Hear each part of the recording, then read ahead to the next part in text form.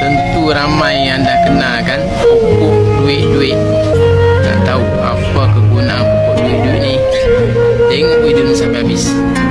Pokok duit-duit adalah sejenis tumbuhan yang hidup menumpang pada pokok lain tanpa mendatangkan sebarang mudarat. Nama saintifiknya Dromaeosaurus pilosoloides adalah sejenis hidupan subur menjala dengan akarnya melekat pada kulit pokok besar. Ia membiak melalui spora yang terdapat pada daunnya. Daun duit-duit bersaiz lebih kurang 1 cm atau lebih dan bertangkai pendek. Bentuknya bulat, tebal, pudar dengan permukaan daun yang berliling, manakala tepinya rata. Daun yang sudah tua berwarna hijau tua. Tumbuhan ini adalah dari tidak berbunga dan tidak berbuah. Seluruh pokok duit-duit berkhasiat sama ada di dalam keadaan segar maupun yang telah dikeringkan. Apabila direbus, air rebusannya dipercayai dapat menyembuhkan penyakit kuning, penyakit kelamin, masalah sembelit batuk, keputihan bagi wanita dan bagi penyakit kecing bernanah. Untuk pemakaian di luar badan, ia dipercayai amat mujarab dalam menyembuhkan penyakit kulit seperti kudis dan kurat.